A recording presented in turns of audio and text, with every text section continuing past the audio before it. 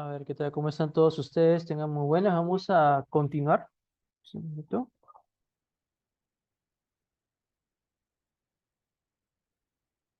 Y continuamos con lo que viene a ser el tema de deshidratación, ¿no? Entonces, una de las causas, hemos visto nosotros, que puede llevarnos a un shock hipovolémico, que viene a ser una disminución de la volemia que termina afectando el volumen circulante efectivo por una caída de retorno venoso, y esta disminución de volumen circulante efectivo termina disminuyendo la perfusión de manera sistémica a los tejidos, que termina desencadenando lo que se conoce como un shock. Dentro de esta definición de shock hipovolémico tenemos a la deshidratación, ¿no? Entonces habíamos nosotros mencionado ya previamente durante lo que viene a ser los temas de la semana 2, ¿no? Y también temas de la semana 1 y así sucesivamente, la definición de deshidratación, ¿no? La definición de deshidratación, si lo resumimos, es una disminución en el agua corporal total del individuo que compromete el funcionamiento celular. Entonces es importante que usted lo pueda identificar. ¿Qué entendemos por deshidratación? Una disminución en el agua corporal total del paciente que afecta el funcionamiento de las células de dicho individuo. Eso es lo más importante tener en consideración. Vamos a ver nosotros que la deshidratación, por el hecho de caerse el agua corporal total, se va a caer la volemia. Se cae la volemia, se cae el volumen circulante efectivo, se cae la perfusión de los tejidos y se afecta, pues obviamente, el aporte de nutrientes y el aporte de oxígeno. Dato importante. Pero no solo esto, si se está cayendo lo que viene a ser el agua corporal total del paciente, también se puede afectar la osmolaridad celular. Y variaciones en la osmolaridad celular afectan de manera importante el funcionamiento de esto, ¿no? Es importante tenerlo en consideración. Bueno, vamos a revisar lo que ya hemos discutido previamente de algunas causas, pues, de deshidratación, que ya lo hemos visto en las semanas previas. Entonces tenemos aquí una serie de, de órganos, ¿no? De tejidos que pueden estar involucrados en lo que hace referencia a un causal de deshidratación. Vamos a revisar. Tenemos a ese tejido donde está nuestro puntero. Ese tejido es el tejido de la piel. Y podemos evidenciar aquí a una glandulita. Esta glandulita se conoce como la glándula sudorípara ecrina, ¿no? La responsable en poder favorecer la producción y la excreción del sudor, ¿no? Ya sabemos nosotros que el sudor se utiliza como un mecanismo de termorregulación, pero recuerden ustedes que el sudor, por ser líquido y este líquido eliminarse afuera del cuerpo, termina pues desencadenando una pérdida de agua corporal total, ¿no? Es importante que lo recuerden. Entonces, con la sudoración se pierde pues también agua corporal total. Las personas pues que tienen pérdidas importantes de lo que viene a ser sudor, pues están expuestas a lo que viene a ser la deshidratación. No solo la sudoración, sino también hablamos nosotros de una pérdida importante de lo que viene a ser la epidermis con parte de la dermis, puede llevar a un aumento en lo que viene a ser la exposición, ¿no? De la dermis ya sin su recubierta de queratina, ¿no? De lo que viene a ser la zona más superficial, la cornificada, ¿no? Del epidermis, está más expuesta pues a la disipación de calor por evaporación, ¿no? Se comienza a evaporar los líquidos que están a nivel de la epidermis. ¿En quiénes? En los pacientes grandes quemados. Este es un mecanismo que también explica la deshidratación en los grandes quemados, que también ya lo hemos nosotros revisado previamente en disnatremias, ¿no? Pues también ahí tienen ustedes cómo la piel, pues a través de la sudoración profusa o a través de la pérdida, ¿no? Una solución de continuidad importante que comprometa gran parte de la epidermis y la dermis, pueda llevar una evaporación masiva en los pacientes grandes quemados a perder pues líquidos, ¿no? Y esta pérdida de líquidos pues puede exponer al paciente a una deshidratación. Esto no solo se queda acá, también hemos visto nosotros otros causales de deshidratación, como lo vendrían a ser los vómitos, las diarreas, ¿no? Cuando hablamos de tracto gastrointestinal, así como lo que vendría a ser las fístulas enterocutáneas, que también ya lo hemos discutido previamente en otras sesiones.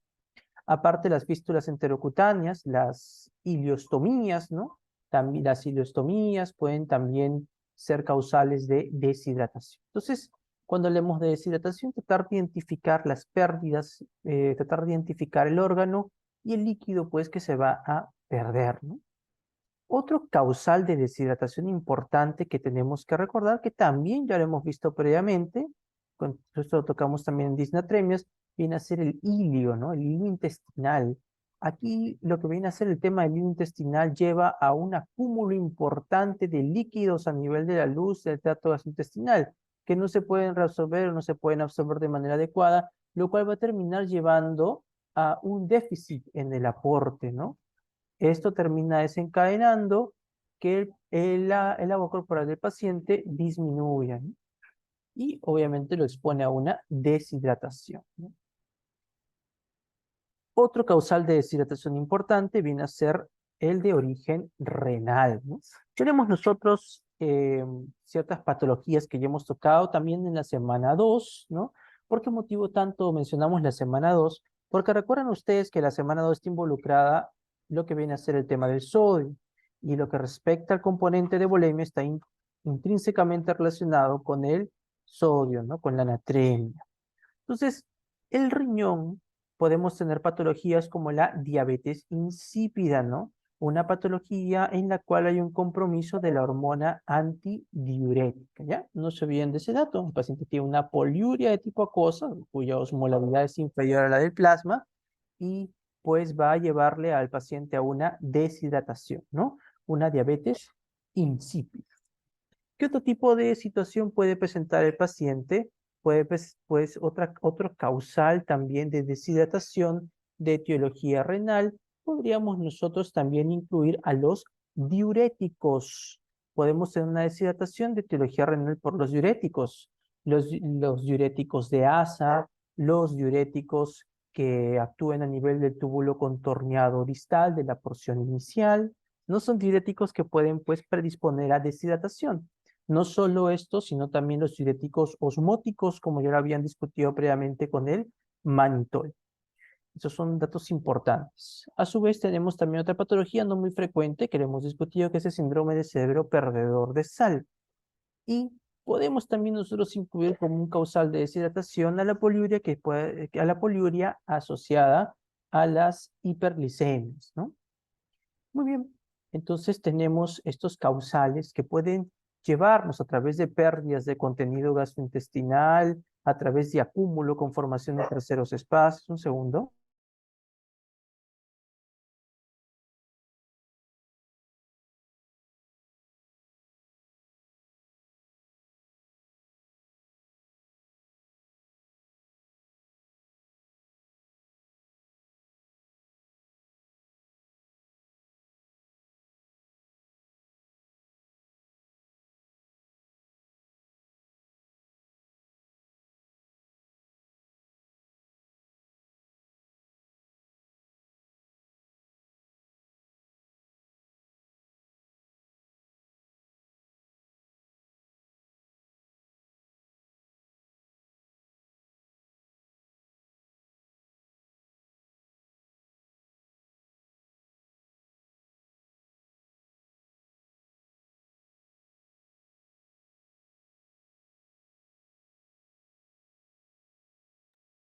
Ya, muy bien, disculpe. Entonces, ahí están varios líquidos, ¿no? Que van a ser causales de deshidratación.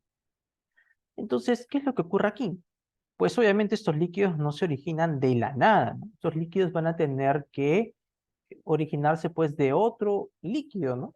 Y el líquido responsable de formar estos líquidos que están viendo ustedes es el ultrafiltrado de la sangre, ¿no?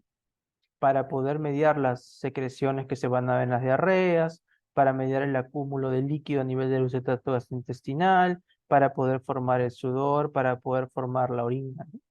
Entonces, este líquido que está aquí a nivel del intravascular va a dirigirse hacia dichos tejidos y va a través del ultrafiltrado favorecer a la formación de estos líquidos que se están perdiendo, ¿no? Imagínense estos órganos como si fuesen agujeros negros por donde se está escapando pues el líquido, ¿no? Del intravascular.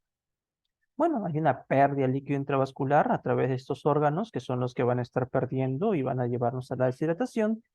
Y ahora para comprender qué es lo que va a ocurrir a nivel del cuerpo cuando hablamos de deshidratación, tenemos que hacernos la siguiente pregunta. Bueno, se está perdiendo este líquido a través de los capilares hacia el intersticio y luego hacia el exterior del cuerpo. Y me pregunto, ¿qué pasa con esa sangre que ha pasado? ¿No?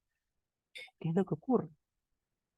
Recuerden, se está perdiendo líquido, pero no se está perdiendo proteínas. Por lo tanto, ¿qué ocurre con mi presión oncótica capilar? Aumenta, ¿no? Se concentran las proteínas.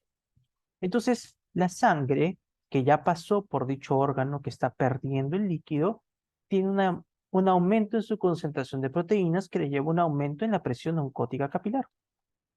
Es un dato importante. Y la presión hidrostática capilar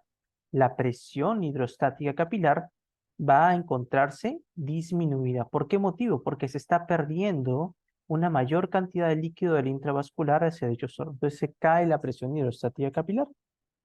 Es lo que vamos a esperar porque está cayendo la cantidad de líquido. Disminuye entonces la presión hidrostática capilar. Bueno, aquí hay una imagen que me gustaría que ustedes puedan recordar, en la cual tenemos nosotros en el eje de las abscisas al capilar, ¿no? Desde el inicio hasta el final, desde el componente arteriolar hasta el componente venular, ¿no? Y nótese usted que en el eje de las ordenadas tenemos nosotros a unos números, 37, 26, 17. ¿A qué hace referencia a esto, profesor? Hace referencia a la presión que tiene a la presión que ejerce la sangre a nivel del capilar. Pero podemos nosotros visualizar lo siguiente, que hay dos presiones. Hay una presión que se da por medio de esta línea morada, que viene a ser la presión hidrostática, ¿no? Esta presión, esta línea que representa el cambio de presión, ¿no? Es el cambio para la presión hidrostática. Y tenemos una línea transversal verde que representa a la presión osmótica, ¿no? Presión oncótica, ¿no? ¿Qué podemos obtener de esta imagen? Nos podemos dar cuenta, y tiene demasiado sentido, que al ingresar a los capilares, la presión que ejerce la sangre va a ser mayor en comparación a cuando ésta ya deja los capilares. Esto quiere decir que la presión hidrostática capilar va disminuyendo, ¿no? Va disminuyendo a medida que pasa por los capilares.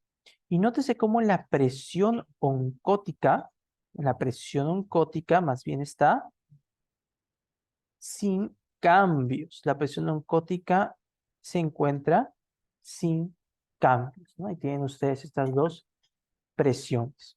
Nótese que al inicio, como la presión hidrostática capilar es superior a la presión oncótica, ya habíamos visto esto en la semana 2 también, que esta se da en la contra, ¿no? La presión hidrostática favorece el filtrado y la presión oncótica, o también llamada presión osmótica, favorece la reabsorción. Entonces, como la presión hidrostática es superior a la oncótica, favorece el filtrado al inicio. La presión hidrostática va disminuyendo hasta que se equipara y luego se torna inferior a la presión oncótica ya en el extremo venular. Y ahora la presión osmótica ya en el capilar cerca del extremo venular es superior la osmótica a la hidrostática. Por lo tanto, aquí ya se invierte la dirección del movimiento a través del capilar. Ahora se comienza a reabsorber el líquido del intersticio al capilar. Bueno, esto es importante que uno lo recuerde. ¿Por qué motivo? Porque puedo tener patologías en las cuales la presión oncótica disminuye. Ya hemos visto nosotros esto previamente. ¿En dónde puede disminuir la presión oncótica? En un síndrome nefrótico, ¿no? En un síndrome nefrótico puede disminuir. ¿Dónde más puede disminuir la presión oncótica? En una cirrosis hepática. ¿Dónde más puede disminuir? En en una malnutrición crónica hiperproteica, en un síndrome de Kwashiorkor. Ahí yo puedo evidenciar una disminución en las proteínas sanguíneas, en la concentración de proteínas sanguíneas que termina afectando la presión oncótica, ¿no? Es importante para que ustedes lo puedan recordar.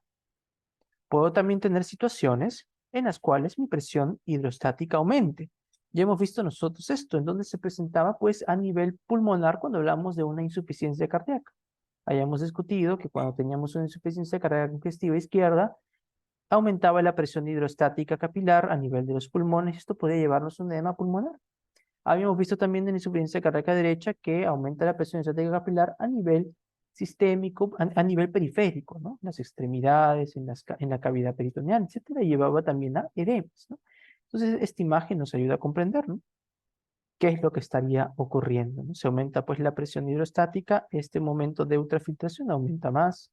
Si se cae la presión oncótica, aumenta, ¿no? Como se cae, bien, se toma a esta altura, la línea transversal, aumenta la ultrafiltración y disminuye la reabsorción. Y más que nada esto nos sirve para poder tener una idea de estas variaciones que se van presentando, ¿no? Entonces es importante tener en consideración. Bueno, y en la deshidratación pues también interactúan estas fuerzas, ¿no? Y tenemos nosotros que ver cómo es que se va a dar estos cambios o movimientos en el proceso de deshidratación que acabamos nosotros de comentar. Entonces, ¿qué es lo que va a ocurrir? Esta sangre, que posee una elevada presión oncótica y que su presión hidrostática está disminuida, cuando pase ahora por los tejidos, ¿qué va a comenzar a darse? Se va a invertir. Como se cayó la presión hidrostática y la presión oncótica ha aumentado porque aumentó la concentración de proteínas, ¿qué esperamos que se dé?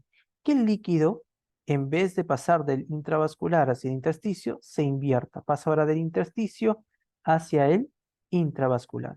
¿Por qué motivo? Porque la presión hidrostática, que era responsable de movilizar el líquido hacia el intersticio, se ha caído y la presión oncótica ha aumentado. Entonces, aumenta lo que viene a ser el proceso de reabsorción y aumenta pues, y disminuye el proceso de filtración.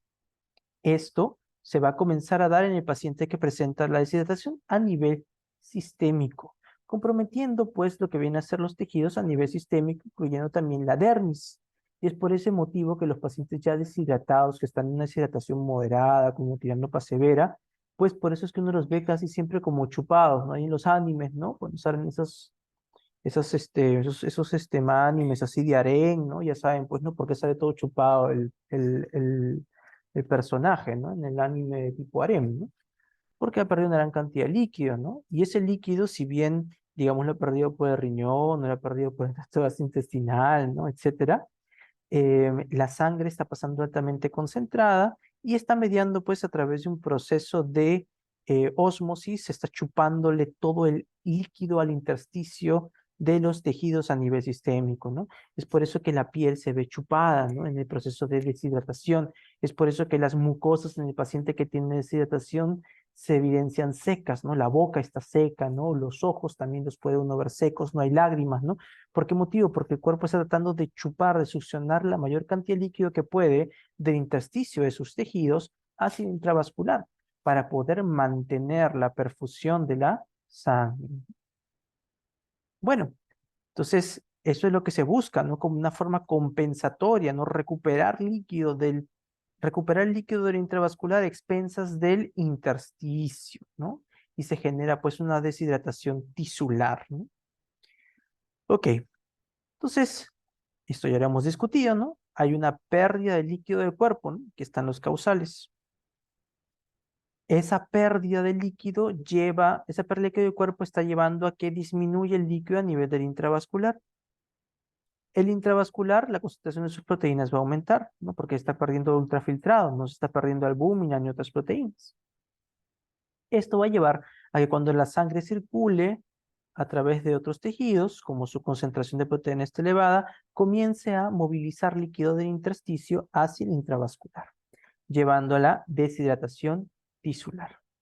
Bueno, y si nosotros deseamos graficar, ¿no? Los cambios que se estarían supuestamente presentando, un ratito que pasó esto.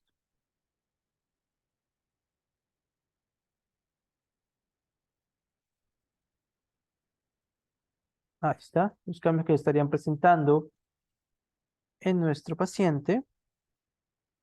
Digamos que este es su basal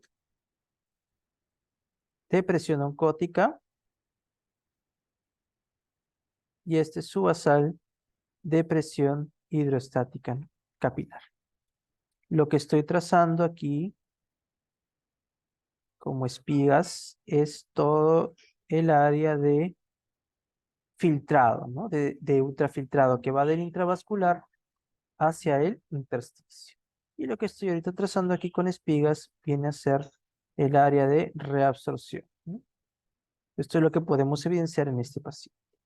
Como este paciente ahora presenta una pérdida de líquido en el cual le lleva a un aumento de la concentración de proteínas, esta presión oncótica va a aumentar.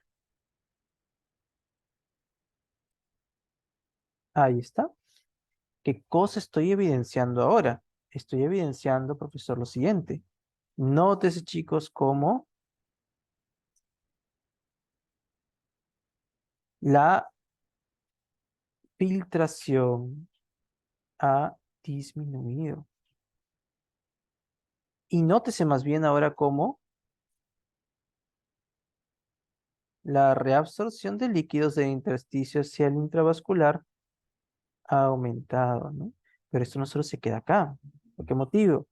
Porque estamos nosotros diciendo que la presión hidrostática también se ha caído.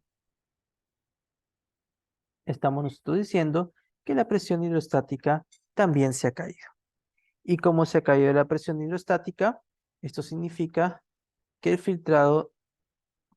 Che, que me salió bien feo esto. Esto significa que el filtrado ha disminuido aún más, ¿no? Che, que me salió bien mal. Un segundo.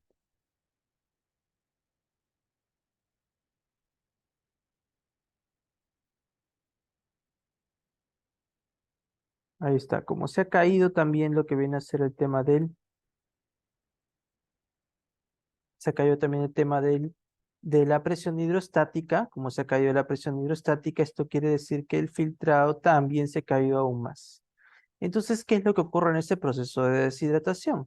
Lo que está ocurriendo en este proceso de deshidratación es de que el líquido,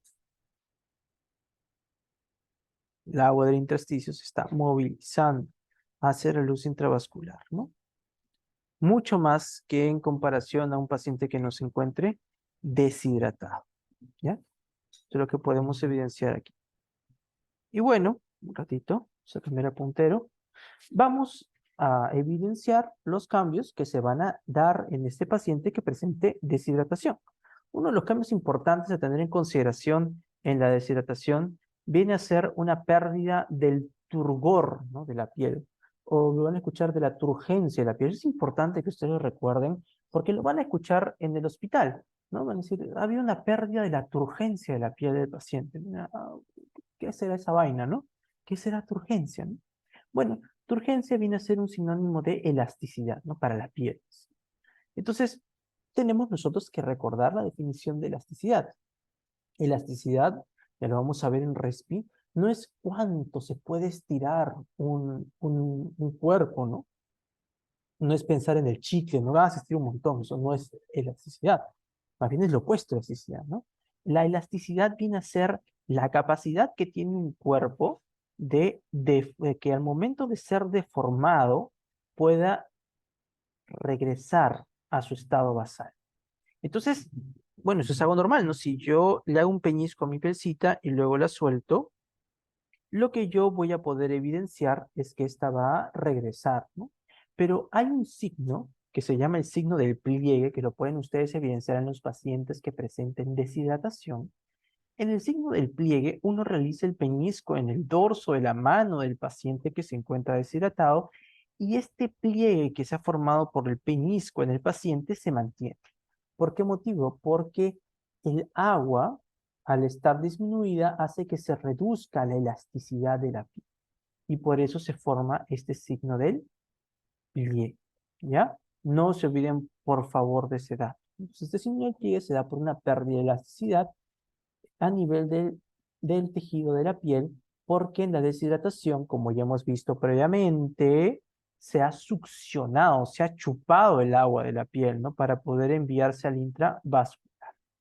Ese signo del pliegue, es algo que vamos a poder evidenciar, como parte de la disminución del agua en dicho tejido.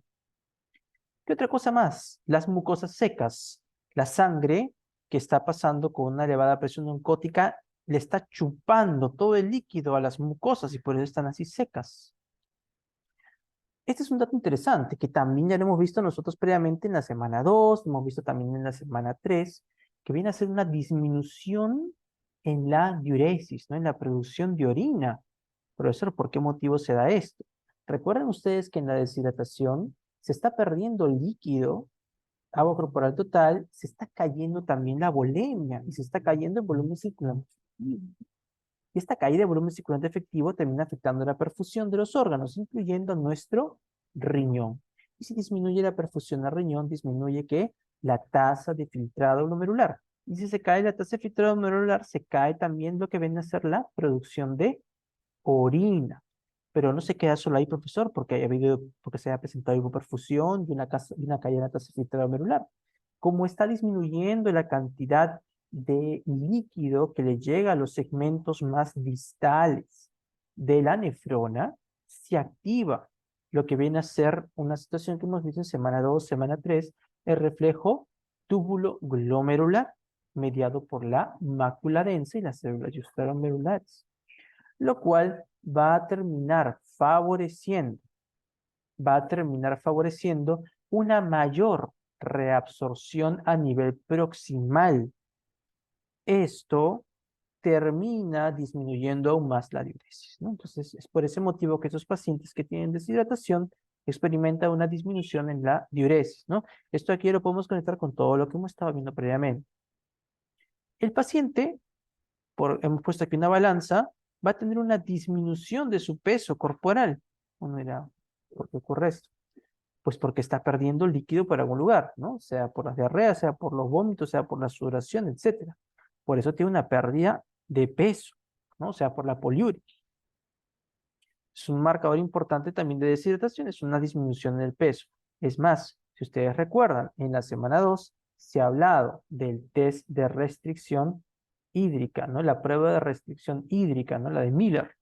En esta prueba de restricción hídrica, una de las variables que se evalúa, la prueba de restricción hídrica para los pacientes que están en sospecha de diabetes insípida, se evalúa dentro de esto lo que viene a ser también el peso. Bueno, aquí tienen ustedes una imagen donde podemos ver nosotros, los estadios de la deshidratación junto con las respectivas manifestaciones que se puedan presentar, ¿no?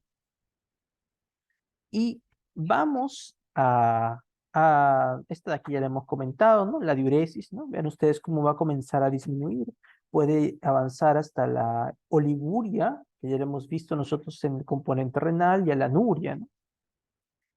Las membranas mucosas también ya las hemos revisado, ¿no? Que van a estar secas. La producción de las lágrimas, que también obviamente es una glándula, va a verse mermada, pues, ¿no? Su sustrato para poder producir la lágrima, ¿no? La glándula lacrimal va a estar disminuida, entonces no va a haber lágrimas o puede estar disminuida la producción de lágrimas, los ojos van a estar secos. Segundo.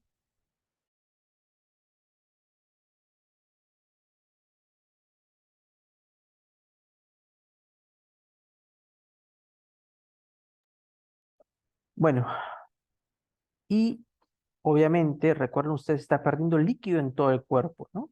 Aquí tienen ustedes un neonato y nótese usted que en lo que viene a ser la fontanela, que es un área en la cual todavía no se ha dado la fusión, ¿no? Ósea, ¿no? De lo que viene a ser la bóveda craneal, se ve en este paciente neonato deshidratado un hundimiento de la fontanela. ¿Por qué motivo? Porque ha disminuido el, el agua corporal total de este neonato, que es el que le daba pues el volumen a dicha región, ¿no? Por ese motivo es que se ven estas fontanelas hundidas, ¿no?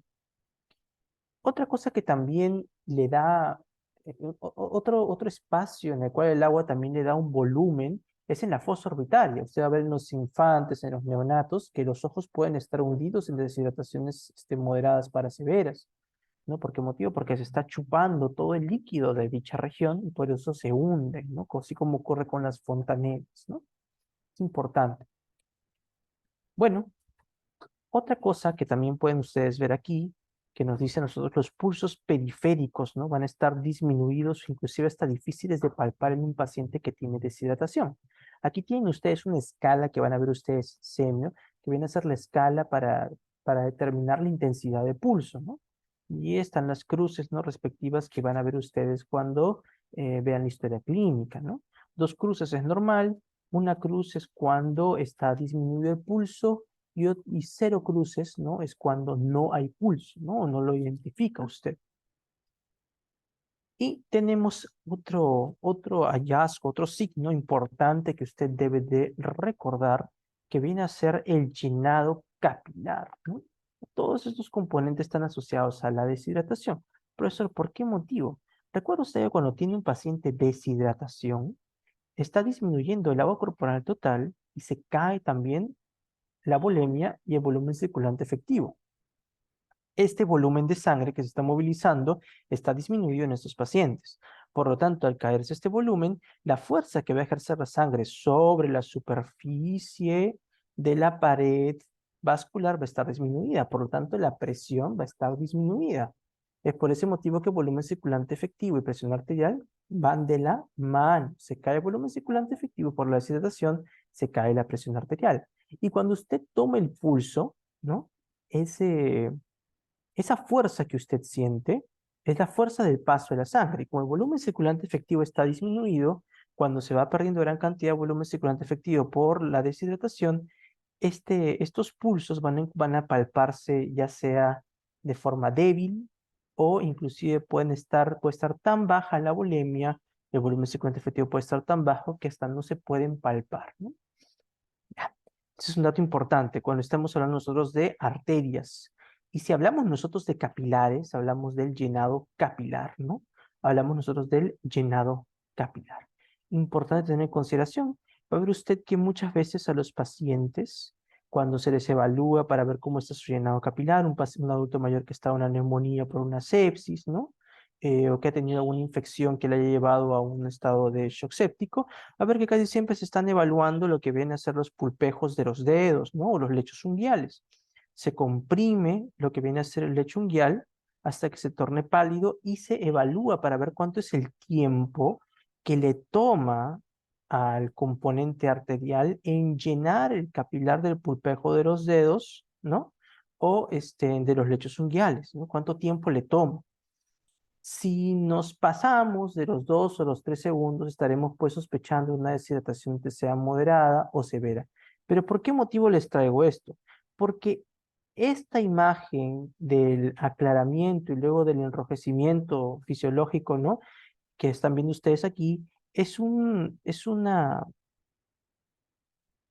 muestra de la perfusión que está recibiendo dichos capilares que provienen del árbol arterial, ¿no?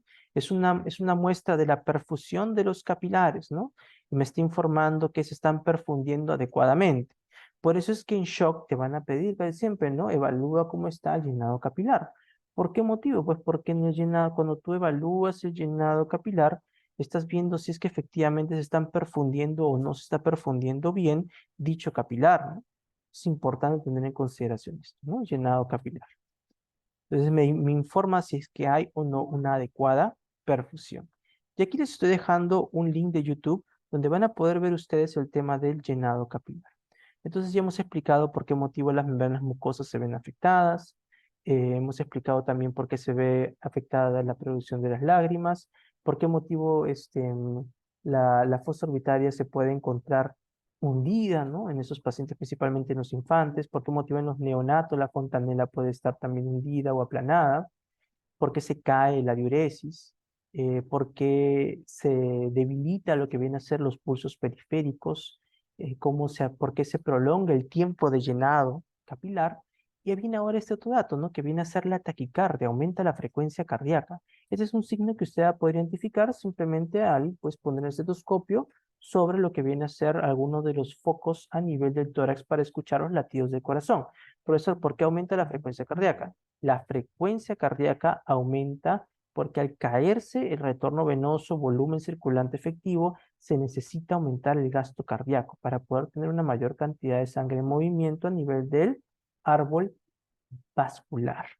Entonces el cuerpo, a través de la activación del sistema nervioso simpático, que lo realiza a través de los vasoreceptores que están en el, en el, en el seno ¿no? En el seno carotídeo y en el callado aórtico, sensan esto, activan lo que vienen a ser los centros, el centro cardiacelerador, que termina generando una señal eferente simpática para mediar un aumento de la frecuencia cardíaca. Entonces, por eso es que se da un aumento de frecuencia cardíaca, para aumentar el gasto cardíaco y aumentar la cantidad de sangre que esté circulando en un tiempo determinado a nivel del árbol vascular. Esto es con relación entonces al tema de la deshidratación. Entonces, un ratito vamos a ver el tema de la hemorragia.